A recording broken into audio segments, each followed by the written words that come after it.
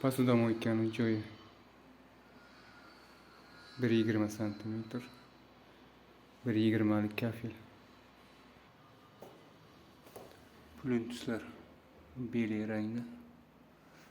O yerini qoldirdik, o eshikdan keyin, eshik ham kraskadan keyin ustunovka bo'ladi hozir. Hozirchalik bo'lmaydi. Pardani o'rniga tashlab ketganmiz. Posudomoykaga 2 ta, kuxonniy mebel tarafga 3 ta svetini o'rnatilgan. Bu yerda pech bo'ladi. Elektronika pech, instrumentlar turibdi hozir. Spalnya.